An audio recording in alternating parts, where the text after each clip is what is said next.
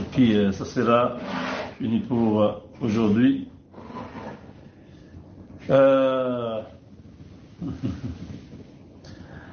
Nous sommes en Ituri avec l'état de siège. L'Ituri a gagné le pari.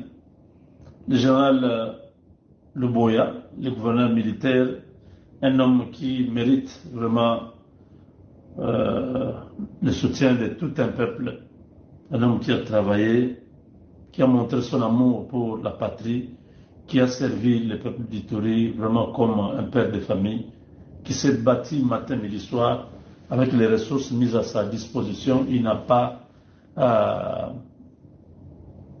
lésiné à n'importe quoi. Il a vraiment été là, présent à toute forme de provocation venant de l'Ouganda ou de Thomas Lubanga et sa CRP, un mouvement terroriste qui est en plein effondrement, qui disparaît déjà, parce que Thomas Lubanga va être humilié. Beaucoup de ses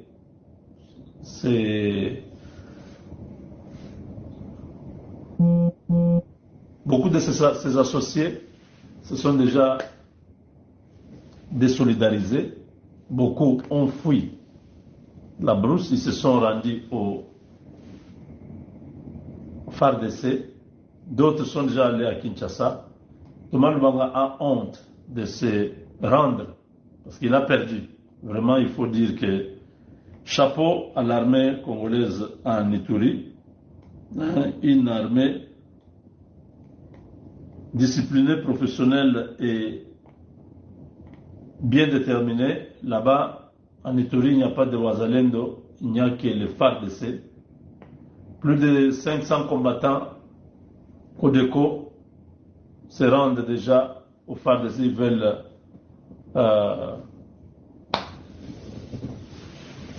commencer le processus de réintégration. Vers le littoral, vers Nyamamba, les hommes de Thomas Lubanga ont été frappés sérieusement. Ils ont fui, ils ont abandonné des armes vraiment archaïques, des gens incapables de pouvoir résister. Ils ont pris fuite et les gens de Boya demandent que tous ces individus se rendent. Il est encore temps qu'ils se rendent quand ils sont encore vivants, parce qu'ils vont être bien servis s'ils résistent, ils continuent à tenir tête à l'armée congolaise qui est vraiment dans une position de force totale. Pas de blagues, pas de bêtises. Donc, vraiment, l'armée de Thomas Lubanga a pris fuite. Ils ont fui, ils ont tout abandonné. Et tout le littoral, c'était le dernier bastion. Thomas Lubanga, il est vaincu. Une aventure de mauvais goût, parce qu'il ne reviendra plus. S'il ne se rend pas, il sera humilié, capturé. Les hommes de Luboya sont à sa recherche. L'homme est complètement nul. Il était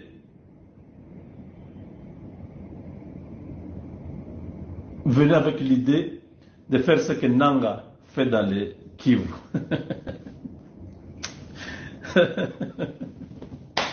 Malheureusement pour Thomas Lubanga, il va vraiment dans son cœur, il ne supporte pas Luboya. Il s'est dit, mais Félix Tshisekedi aurait pu envoyer n'importe quel général ici en Ituri. Maintenant, là, j'aurais déjà pris l'Ituri. Mais il nous a mis ce monsieur ici, Ouais, l'homme qui est là, ça c'est un Kachama. C'est un vrai léopard. La RDC est symbolisée par les léopards, non? Donc, Luboya est léopard. Luboya léopard. Johnny. Pas de blague. Vous osez, il vous envoie l'escadron. Il vous envoie des commandos. Il vous envoie toutes les unités dangereuses là.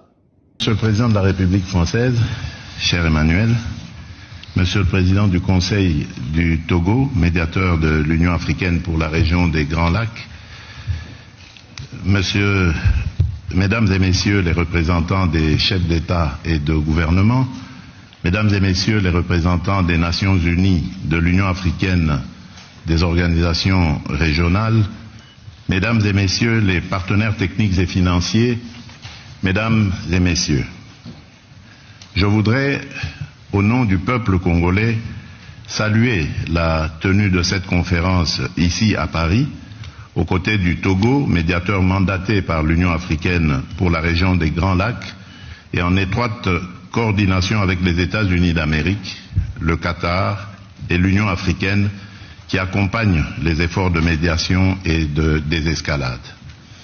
Votre présence est un acte politique, mais aussi et surtout un acte moral.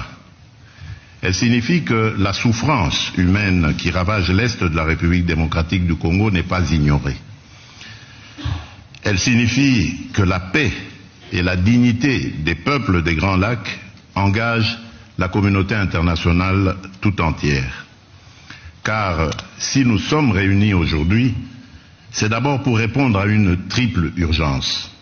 L'urgence humanitaire, l'urgence sécuritaire et plus encore l'urgence de la paix. Mais notre responsabilité va au-delà de la gestion de l'immédiat. Il s'agit de jeter les bases d'une stabilité durable fondée sur 3 piliers indissociables.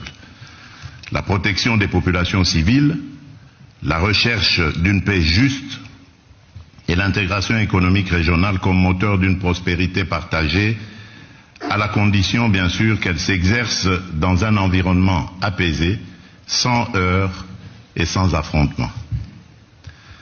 Mesdames et Messieurs, depuis plus de 30 ans, l'Est de la République démocratique du Congo saigne d'une plaie qui n'a jamais été refermée. Ce n'est pas une crise passagère, c'est une tragédie qui a déplacé des millions de femmes, d'hommes et d'enfants, détruit des vies, brisé des familles, affaibli le tissu social et compromis l'avenir de toute une génération. La République démocratique du Congo fait aujourd'hui partie des pays les plus durement frappés par les déplacements internes, avec des millions de personnes contraintes de fuir les violences, notamment dans les provinces du Nord et du Sud Kivu. Cette situation dramatique est aggravée par la dégradation des infrastructures, l'insuffisance des financements pour l'aide humanitaire et la recrudescence des maladies. Les besoins sont immenses et immédiats. Protection des civils, prise en charge psychosociale, accès aux soins de santé, continuité éducative, sécurité alimentaire, accès à l'eau potable et à l'assainissement.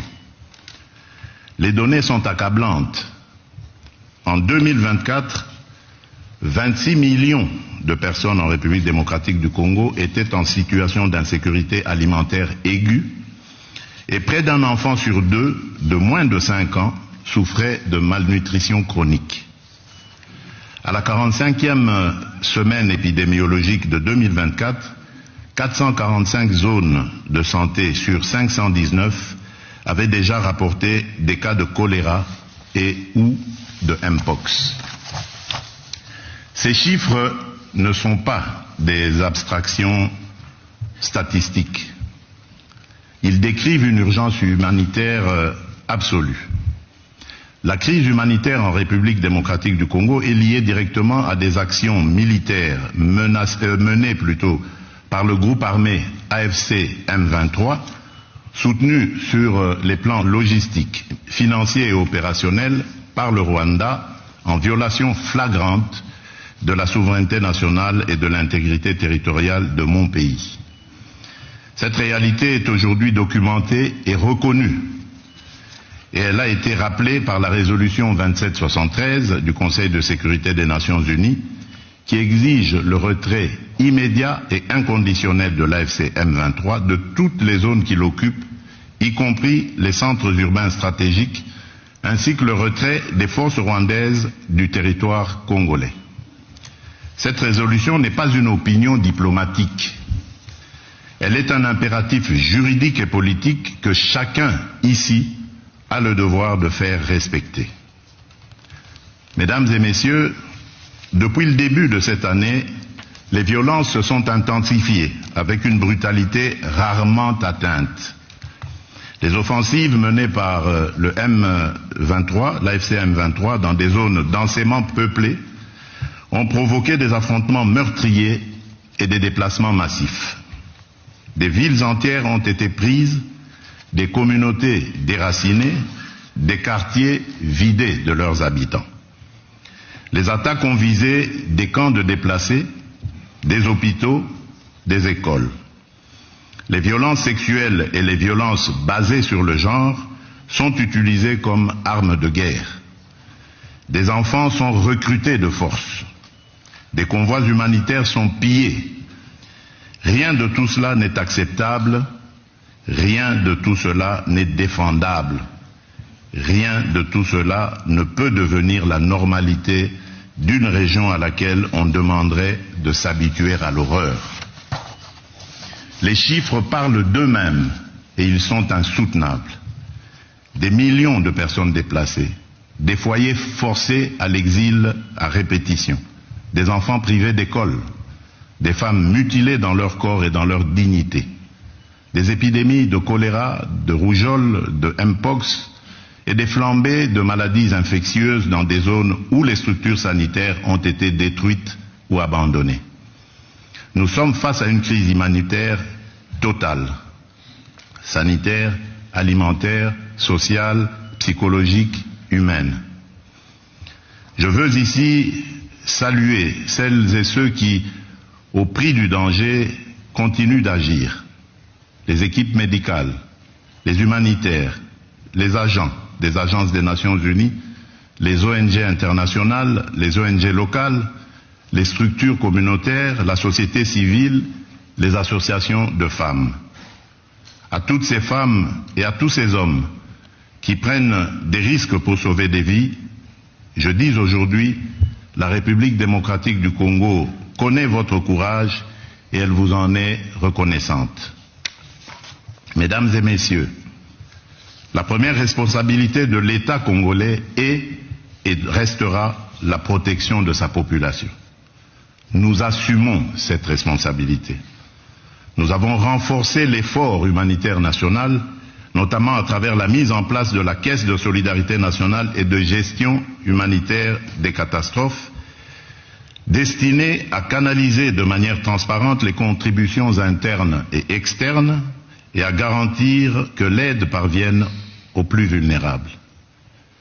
Aux côtés de l'État congolais, les agences des Nations Unies, en particulier le Haut Commissariat pour les réfugiés et le Bureau de la coordination des affaires humanitaires, ainsi que plusieurs organisations humanitaires dont le Comité international de la Croix-Rouge et Médecins sans frontières, se sont mobilisés pour apporter une assistance vitale aux personnes déplacées, blessées, exposées.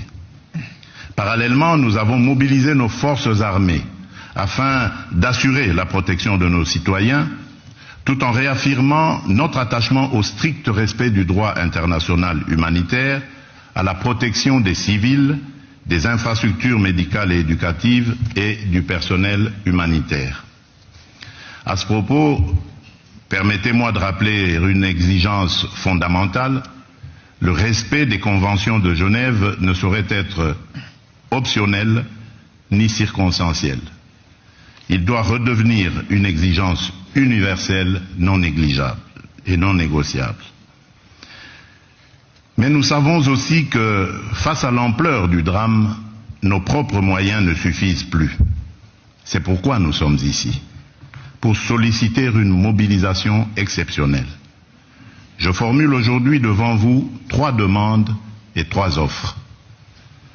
Ma première demande concerne l'accès humanitaire immédiat, sécurisé, garanti. Nous avons besoin de toute urgence de voies humanitaires sûres pour acheminer soins, nourriture, eau, abri et assistance psychologique aux populations prises au piège. À ce titre, je propose l'établissement d'un corridor humanitaire aérien strictement encadré, permettant le transport des médicaments, des denrées essentielles et la rotation du personnel humanitaire, y compris vers les zones actuellement les plus exposées. Ce mécanisme, placé sous la responsabilité conjointe des Nations Unies et des autorités congolaises, doit être un résultat concret de cette conférence. Ma deuxième demande est un plaidoyer pour un financement massif, rapide, traçable.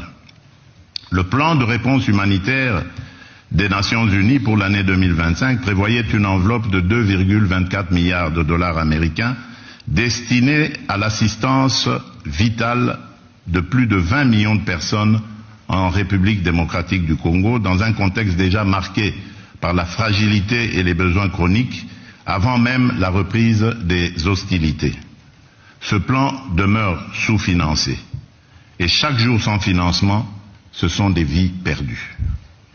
Je demande donc un engagement financier additionnel, ciblé, prévisible, qui permette de traiter les besoins vitaux, santé d'urgence, sécurité alimentaire, abri pour les déplacés, protection des survivantes de violences sexuelles, accès à l'eau potable.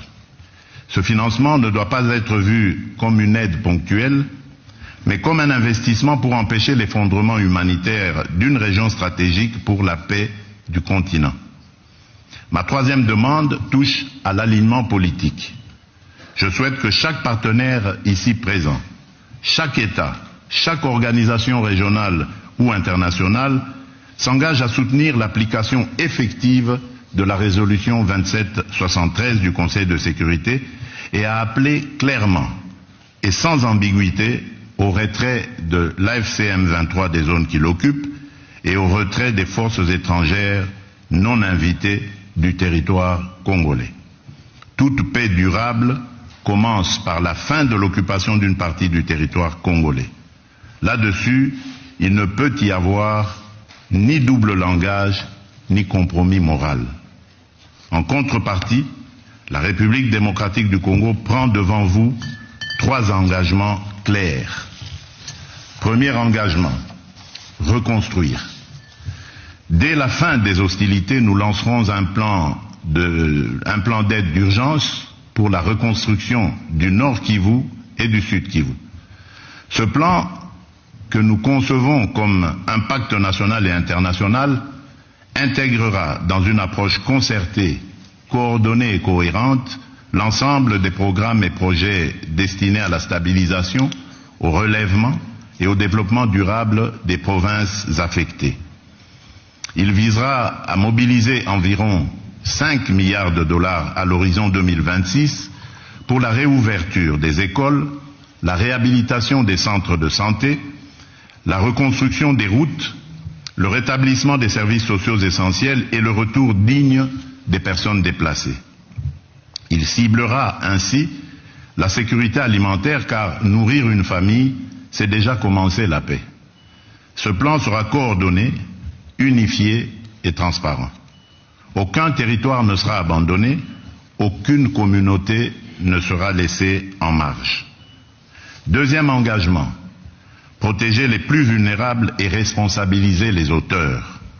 Nous allons renforcer notre cadre juridique relatif à la protection des déplacés et des victimes de catastrophes humanitaires, notamment par l'intégration en droit national de la Convention de Kampala de l'Union africaine et l'adoption d'un dispositif légal pérenne de financement de l'action humanitaire et de réduction des risques. Dans cette perspective, une loi sur le financement de l'action humanitaire et de la gestion des risques de catastrophe sera prochainement adoptée afin de doter le gouvernement de mécanismes pérennes de financement conformément au cadre de Sendai 2015-2030 pour la réduction des risques de catastrophes et aux engagements pris lors du sommet humanitaire mondial d'Istanbul en 2016. Nous veillerons à ce que les survivantes de violences sexuelles soient reconnues comme victimes de guerre, accompagnées, soignées et réparées. Je tiens à rappeler que la redevabilité constitue une exigence fondamentale de la paix durable. Les administrations parallèles instaurées par l'AFC M23, les violations graves des droits humains et les atteintes aux civils ne resteront pas impunies. Des poursuites seront engagées dans le respect du droit international contre tous ceux qui se rendent coupables de crimes à l'encontre du peuple congolais. Troisième engagement, transformer la crise en levier de stabilité régionale. Nous ne venons pas seulement demander de l'aide humanitaire, nous venons défendre une vision politique. La paix durable dans les Grands Lacs ne sera possible que si la région choisit l'intégration économique et la prospérité partagée plutôt que le pillage et la prédation. L'avenir de la région ne peut pas être fait de trafics transfrontaliers illégaux d'or, de coltan ou de cobalt, alimentant des groupes armés. Il doit être fait de coopération économique formelle, d'infrastructures interconnectées, d'industrialisation locale, de valeur ajoutée créée sur le continent et d'opportunités offertes à la jeunesse. C'est cela, la paix durable. La sécurité est nécessaire à la prospérité. Mais la prospérité, elle aussi, est une condition de la sécurité. Mesdames et messieurs, ce qui se joue ici à Paris dépasse les frontières de la République démocratique du Congo. Il s'agit de savoir si la communauté internationale est prête à protéger des vies civiles aujourd'hui, pas seulement à commenter leur sort demain. Il s'agit aussi de savoir si nous sommes capables de reconnaître que la paix n'est pas un geste charitable, mais un investissement collectif dans la stabilité d'une région entière de l'Afrique centrale et orientale au cœur des équilibres du continent. Je voudrais, en terminant, m'adresser non seulement au gouvernement, mais au peuple français, au peuple togolais, aux peuples africains, aux peuples amis, à tous ceux qui nous écoutent. Je vous demande une chose simple, ne détournez pas le regard. Derrière chaque statistique que nous citons aujourd'hui, il y a un enfant qui dort sous une bâche au lieu d'un toit.